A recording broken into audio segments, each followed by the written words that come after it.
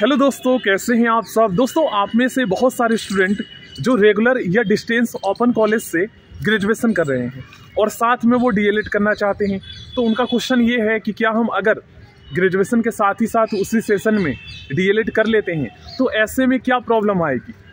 पहला क्वेश्चन आपका ये था। दूसरा क्वेश्चन आपका ये है दोस्तों, मैंने आपको ऑलरेडी बताया है दोस्तों, बिहार में क्या है ना, ऐसे स्टूडेंट जो डीएलएड करते हैं और अगर वो ग्रेजुएशन भी कर लेते हैं और सीटेट का पेपर 2 एग्ज़ाम पास कर लेते हैं तो वो दोस्तों क्लास 6 से 8 तक के भी टीचर बन सकते हैं। क्योंकि आपको पता है गाइस, डीएलएड करके अगर आपने ओनली इंटर पास किया है, आपने ग्रेजुएशन नहीं किया है, ठीक ना, और उसके बाद आपने डीएलएड कर लिया, और एक होता है सीटेट का पेपर 1 एग्ज़ाम जो कि प्राइमरी क्लासेस के लिए होता है, 1st to 5th के लिए।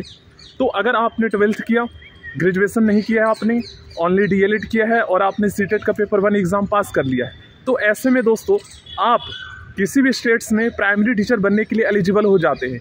वहाँ पर जो वैकेंसी निकलती है, जैसे बिहार में टीचर बनने के लिए बीपीएससी का एग्ज़ाम होता है, तो बीपीएससी जो है टीचर रिक्रूटमेंट एग्ज़ाम का जो है वैकेंसी लाएगा प्राइमरी का।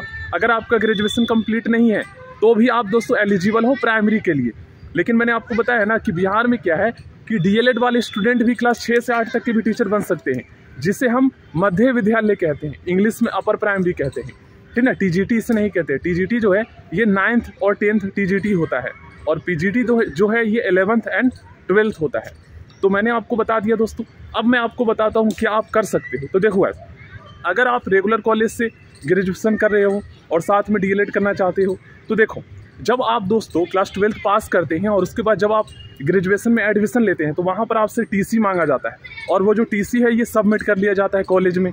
तो ऐसे में गाइस, जब आप डीएलएड कॉलेज में एडमिशन लोगे ना, तो फाइनल एडमिशन के टाइम जब आपका डॉक्यूमेंट्स वेरिफिकेशन होगा, अब जैसे मान लीजिए आपका मार्च में एग्ज़ाम होगा तो लगभग 1.5-2 महीने लग जाएंगे। अप्रैल मई जून में आपका जो है फाइनल डॉक्यूमेंट्स वेरिफिकेशन होगा, जब आपका कॉलेज में नाम आ जाएगा तो वहाँ पर आपसे जो है ना टीसी मांगा जाएगा या सीएलसी मांगा जाएगा।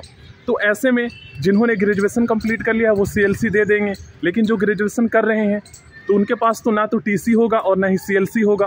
सीएलसी क्या है? College leaving certificate. जब आप कोई कोर्स कंप्लीट कर लेते हैं या फिर आप बीच में ही नाम कटवा लेते हैं अपना, तो फिर वहाँ पर उस कॉलेज से आपको जो है टीसी मिलता है, ट्रांसफ़र सर्टिफिकेट, या जिसे हम सीएलसी कहते हैं, कॉलेज लिविंग सर्टिफिकेट मिलता है। तो ये जब ही मिलेगा, ये तब मिलेगा जब आप वहाँ उस कॉलेज या स्कूल को छोड़ोगे।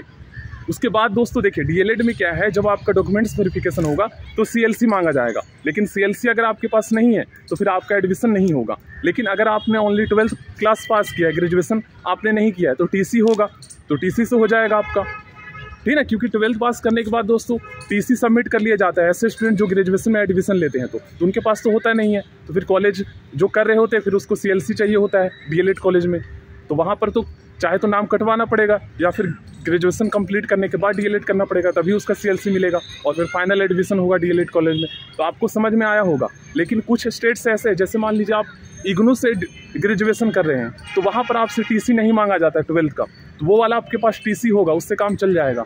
लेकिन ये है कि एक कोर्स डीएलएड के साथ में अगर आप ओपन डिस्टेंस कॉलेज से करते हो तो वो वैलिड होता है, ठीक है ना। लेकिन आपको ध्यान में रखना है कि जो रेगुलर से कर रहे हैं उनको तो प्रॉब्लम आएगा ही। So thank you. I hope आपको काफ़ी कुछ समझ में आया होगा।